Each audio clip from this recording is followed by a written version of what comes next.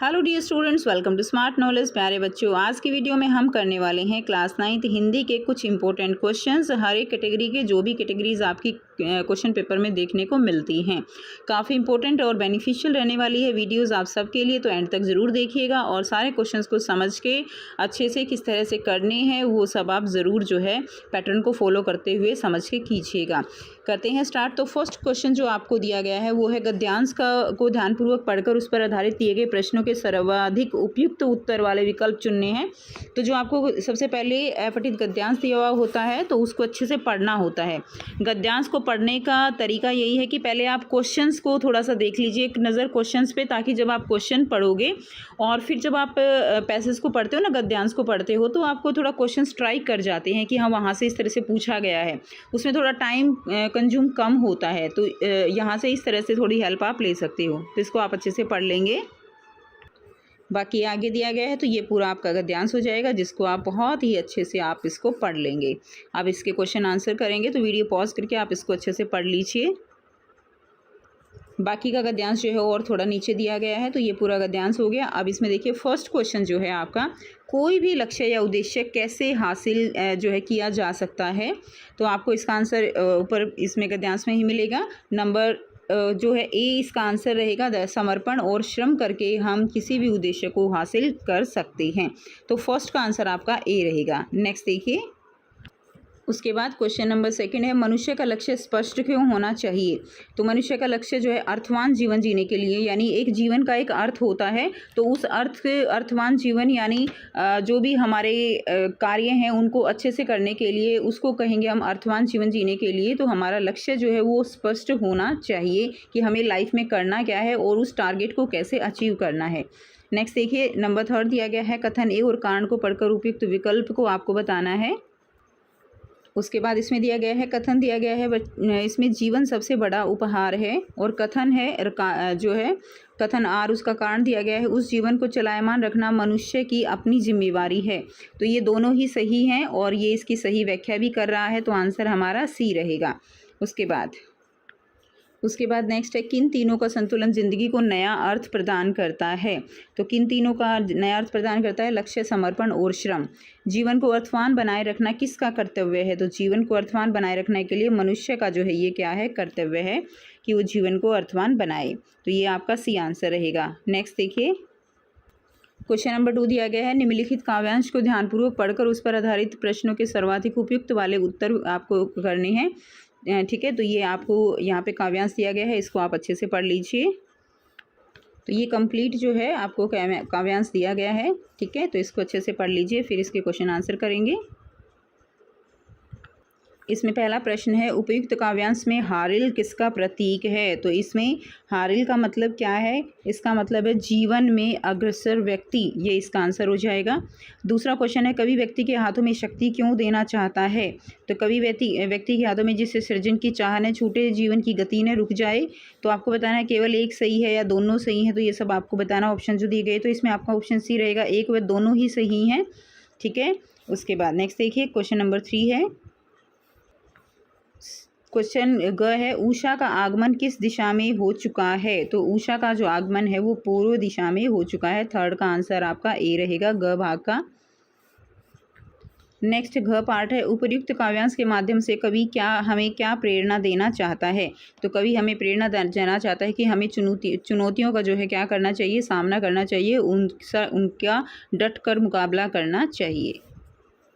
Next question है, कर्मवीर का कर्म नहीं है। तो कर्मवीर का क्या कर्म नहीं है, जीवन साधना की अवहेलना, ठीक है, धर्म का त्याग करना, सृजन करना, मिट्टी से छीन लेना। तो इसमें क्या है, जीवन साधना की अवहेलना, ये कर्मवीर का कर्म नहीं है। तो ए इसका सही आंसर रहेगा। नेक्स्ट क्वेश्चन है, क्वेश्चन नंबर 3, इसमें निर्देशानुसार उपसर्ग और प्रत्यय पर आधारित 5 बहुविकल्पीय प्रश्नों में से किन्हीं 4 के उत्तर आपको देने हैं। तो क का आंसर आपका रहेगा, देखिए, अवकाश शब्द में क्या उपसर्ग है। तो अवकाश में उपसर्ग क्या है, उपसर्ग होते हैं जो आगे लगते हैं मूल शब्द के, और प्रत्यय होते हैं जो पीछे लगकर उसका मतलब बदल देते हैं।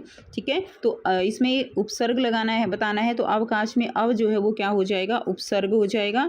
पठनीय में प्रत्यय बताना है, तो पठ जो है इसमें क्या हो जाएगा, जो प्रत्यय है नीय हो जाएगा। पठ प्लस में नीय, तो ए इसका सही आंसर हो जाएगा। नेक्स्ट देखते हैं। नेक्स्ट क्वेश्चन देखिए, इक प्रत्यय वाला शब्द क्या है? तो इसमें इक किस में लगा हुआ है? तो आप पढ़ के देखिए, भलाई, गरीबी, चमकीला, धार्मिक, इक। तो बोलने में इक किस में आ रहा है? सी में आ रहा है ना, धार्मिक।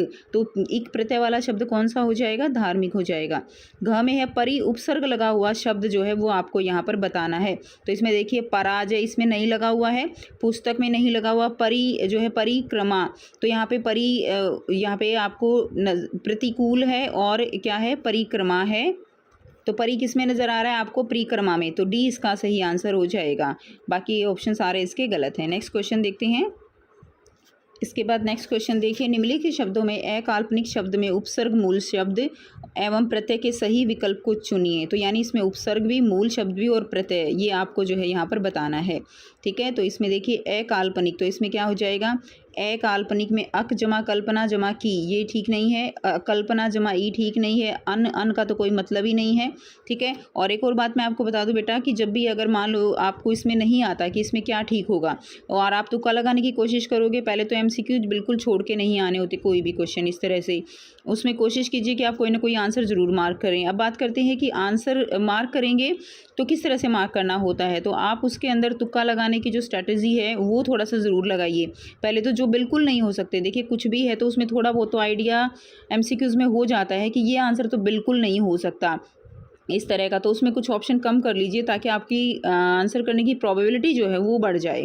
तो इसमें अगर हम इसमें सबसे पहले अगर हम काटने का सोचें तो इसमें मूल शब्द बताना है, उपसर्ग बताना है और प्रत्यय। तो यानी 3 चीज़ें तो बतानी है ना इसके अंदर। कितनी चीज़ें बतानी है? 3 चीज़ें। अब 3 चीज़ों में 3 चीज़ें होनी चाहिए, तो ये इसमें तो है ही 2, तो पहले तो ऑप्शन यही खत्म हो गया, बिल्कुल खत्म हो गया। दूसरा क्या है? अकाल्पनिक लिखा हुआ है, तो इसमें अन की तो आवाज़ आनी ही नहीं चाहिए, है ना। अकाल्पनिक, तो कहीं से अन की आवाज़ नहीं आ रही, तो देखिए ये ऑप्शन भी खत्म हो गया। अब मान लो आपको तुक्का इन 2 में से लगाना है, तो अब आपका तुक्का लगने का चांसेस ज़्यादा रहेगा, और ये हर सब्जेक्ट की स्ट्रैटेजी है। आप हर सब्जेक्ट में कोशिश कीजिए इसी तरह से प्रोबेबिलिटी को बढ़ाइए, क्योंकि आपके एमसीक्यूज़ आते हैं अब 20 मार्क्स के हर एक पेपर में। ठीक है, तो इसी तरह से आप इसको करेंगे। तो इसमें अब आप 2 में से कोई एक तुक्का लगाएंगे तो तुक्का चांसेस ज़्यादा रहेंगे। तो अभी देखिए इसमें अकाल्पनिक है, तो अक जमा कल्पना जमा की, तो ये नहीं होगा। इसमें आपका क्या हो जाएगा? इसमें आपका बी आंसर जो है वो आपका यहाँ पर ठीक रहेगा। ए जमा कल्पना जमा इक, ए जमा कल्पना जमा इक। तो की जो है यहाँ पे कोई उपसर्ग, कोई प्रत्यय नहीं होता है, तो इक प्रत्यय हो जाएगा। इतना आइडिया सा हो जाता है चीज़ों का अगर आप अच्छे से थोड़ा पढ़ते हो। नेक्स्ट देखिए, नेक्स्ट क्वेश्चन है क्वेश्चन नंबर 4। निर्देशानुसार समास पर आधारित 5 बहुविकल्पीय प्रश्नों के आपको उत्तर देने हैं किन्हीं 4 के। तो इसमें आ जाएगा क आपका मन चाहा शब्द में क्या समास है? तो मन चाहा यानी मन से चाहा। ठीक है, तो इसमें तत्पुरुष समास हो जाएगा, मन से चाहा।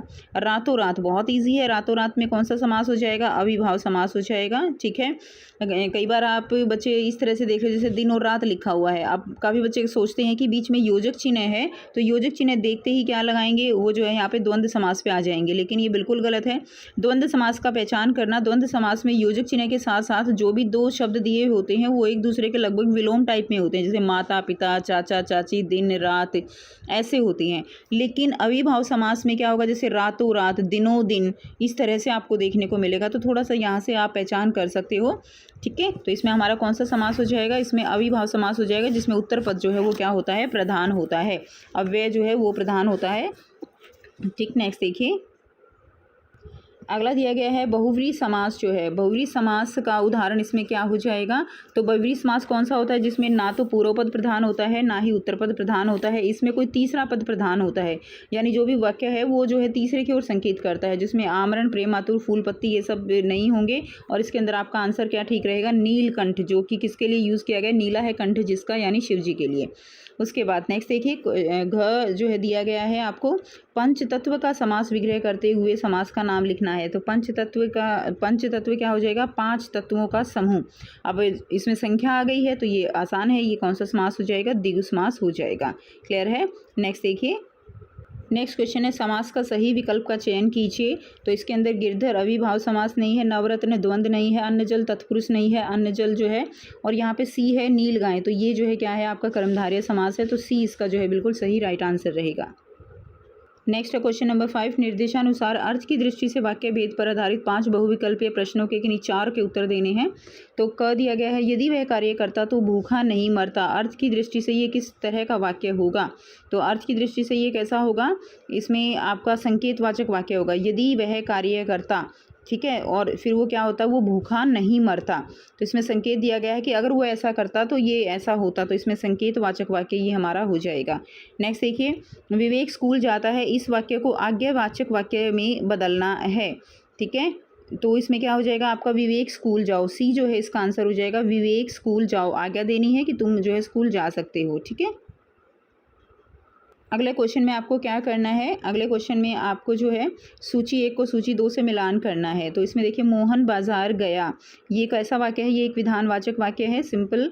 मोहन बाजार जाओ, इसमें आज्ञा दी हुई है कि तुम बाजार जाओ। तुम घर मत जाओ, मत आ गया तो ये निषेध, नकारात्मक भाव दे रहा है, तो ये निषेधवाचक वाक्य हो जाएगा। तो इसका सी आंसर आपका बिल्कुल राइट रहेगा, सी ऑप्शन जो है इसमें हो जाएगा आपका। अगला प्रश्न है हमारा, अर्थ की दृष्टि से विषम्यवाचक वाक्य क्या होगा? तो अर्थ की दृष्टि से विषम्य यानी जो है क्या रहेगा, उसमें एक्सक्लामेटरी साइन, विस्मयादि बोधक चिन्ह रहेगा। तो इसमें किसी में दिखाई नहीं दे रहा है, तो सारे वैसे ही गलत हो गए, तो केवल एक ही है, वाह क्या सुंदर दृश्य है। अरे देखिए, ईश्वर करे आप परीक्षा में सफल हो जाओ, अर्थ की दृष्टि से वाक्य भेद कौन सा होगा? ईश्वर करे आप सफल हो जाओ, तो इसमें इच्छा प्रकट की गई है कि इच्छा है हमारी ईश्वर से कि वो सफल हो जाए, तो इसमें इच्छावाचक वाक्य रहेगा। आंसर सी जो है इसका सही रहेगा। अगला क्वेश्चन है क्वेश्चन नंबर 6 है, निर्देशानुसार अलंकार पर आधारित 5 बहुविकल्पीय प्रश्नों में से किन्हीं 4 के उत्तर देने हैं। तो पीपर पात सरसी मन डोला में कौन सा अलंकार है? तो सरसी और मन मनु ये सब आ जाते हैं, तो हमारे उपमा अलंकार होते हैं, तो इसका फर्स्ट हो जाएगा उपमा अलंकार। उसके बाद है अनुप्रास अलंकार का उदाहरण आपको देना है। अगला दिया गया है ख भाग, अनुप्रास अलंकार का उदाहरण कौन सा है? तो इसमें अनुप्रास अलंकार का उदाहरण जो आपका सी रहेगा, मुदित महीपति मंदिर आए, तो ये इसका आंसर हो जाएगा। उसके बाद अगला प्रश्न है, सिर पर जिसके 80 घात रक्त चंदन है, इसमें कौन सा अलंकार है? तो इसमें आपका कौन सा अलंकार हो जाएगा? इसमें हो जाएगा रूपक अलंकार। तो ऑप्शन डी जो है इसका राइट हो जाएगा, ठीक है, ऑप्शन डी रूपक अलंकार। अगला क्वेश्चन है गहपाठ, देखिए 3 बेर खाती थी, वे 3 बेर खाती थी, तो इस तरह में इसमें क्या है, यहाँ पे यमक अलंकार हो जाएगा। उपमा अलंकार के अंग नहीं हैं, ये आपको बताना है। उपमेय, उपमान, साधारण, धर्म ये सारे हैं, तो उपमा अलंकार का जो अंग नहीं है वो कौन सा है? भ्रांतिमान, ये इसका आंसर हो जाएगा अड़। नेक्स्ट देखिए, नेक्स्ट है प्रश्न 7 दिया गया है, निम्नलिखित पठित गद्यांश पर आधारित बहुविकल्पीय प्रश्नों में से सर्वाधिक उपयुक्त विकल्प चुनकर आपको यहाँ पर लिखना है। तो आपको यहाँ पर ये पठित गद्यांश दिया गया है, हीरा और मोती वाला, बैल वाला, तो ये आपने बहुत अच्छे से पढ़ रखा है पहले भी, और इसको एक बार यहाँ से अच्छे से पढ़ लीजिए, फिर इसके क्वेश्चन आंसर करेंगे। बाकी आगे देखते हैं, बाकी कंप्लीट हो गया है, तो यहाँ से आप इसको एक बार अच्छे से पढ़ लीजिए, ताकि क्वेश्चन के आंसर करने में किसी तरह की कोई भी बाधा हमें ना देखनी पड़ेगी, ठीक है। अब इसके आधार पर पहला जो प्रश्न दिया गया है वो है, विचार विनिमय से क्या तात्पर्य है? तो विचार विनिमय का मतलब क्या होता है? विचार विनिमय का मतलब होता है विचारों का आदान प्रदान, ठीक है। उसके बाद दोनों बैल सींग जो है क्यों मिला लिया करते थे?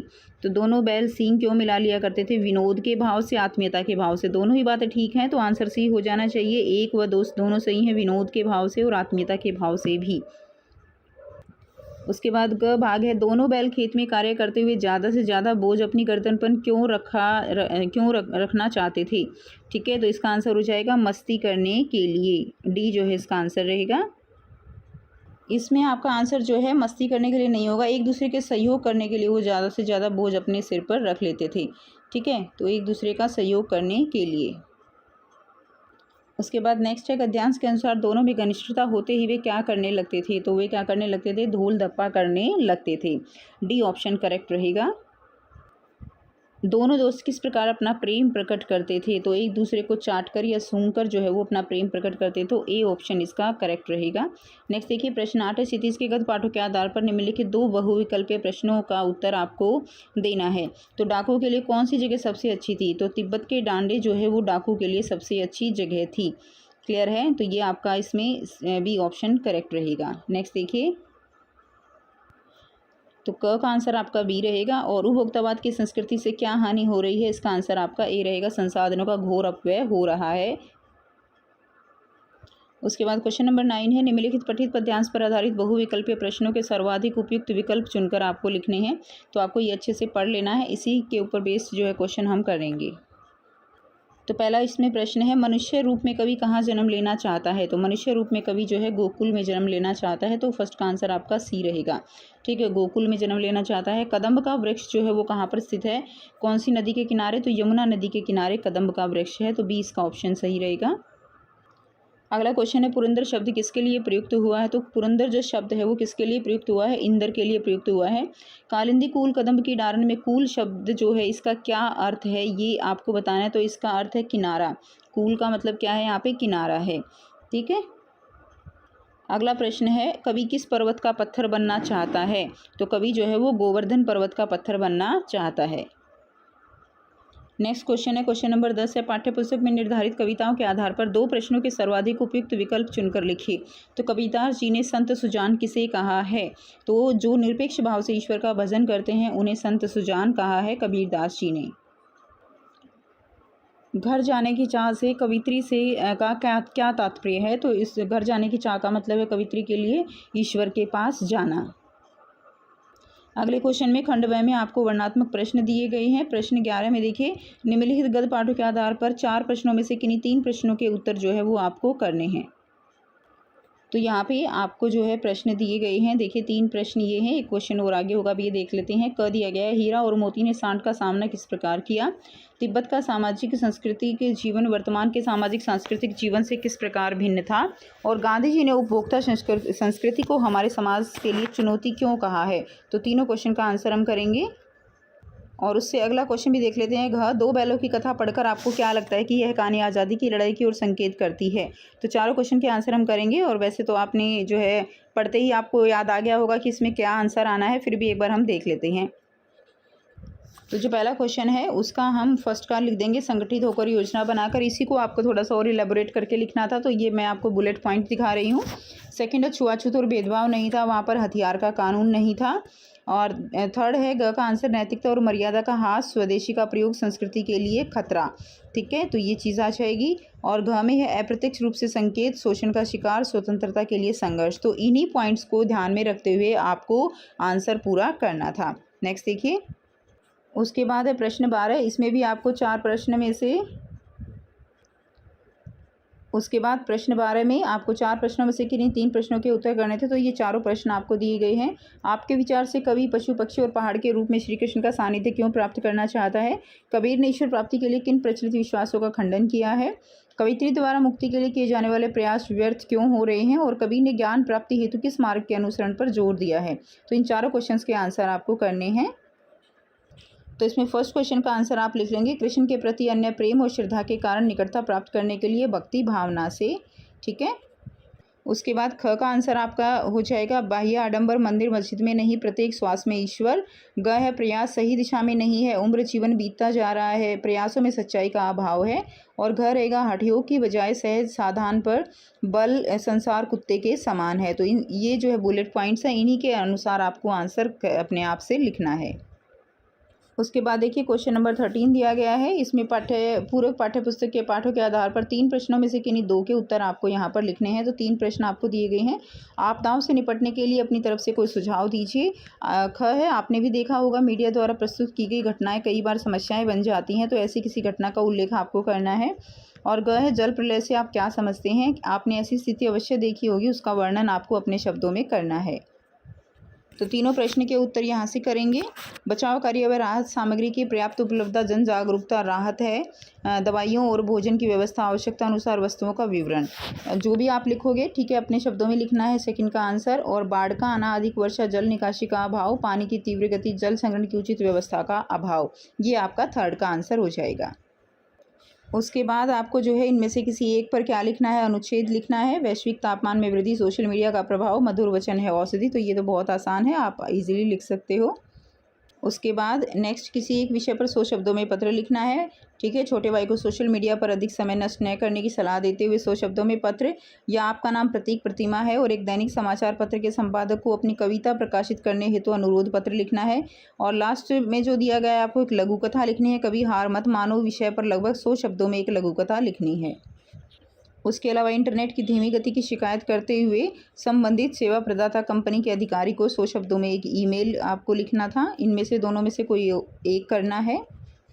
एंड लास्ट, विद्यालय द्वारा आयोजित शैक्षणिक भ्रमण की उपयोगिता और अनुभव पर 2 बातों के मध्य जो है संवाद लिखना है। या आप निकेतन सोसाइटी के अध्यक्ष हैं और स्वतंत्रता दिवस पर काव्य सम्मेलन के आयोजन की सूचना वो लगभग 80 शब्दों में आपको देनी है। दोनों में से कोई एक आपको करना है। ठीक है, तो ये था कंप्लीट जो है कुछ क्वेश्चंस जो आपके लिए हेल्पफुल रहेंगे। कंप्लीट पैटर्न, किस तरह से आपका पेपर आएगा, किस किस में चॉइस आएगी। तो यहाँ से आप बहुत अच्छे से इस पेपर का एनालिसिस कर सकते हैं कि कैसे आपको अपना पेपर मैनेज करना है, कैसे लिखना है। ठीक है, तो मिलते हैं आपसे नेक्स्ट वीडियो में। Till then take care, bye bye and best of luck for your exam.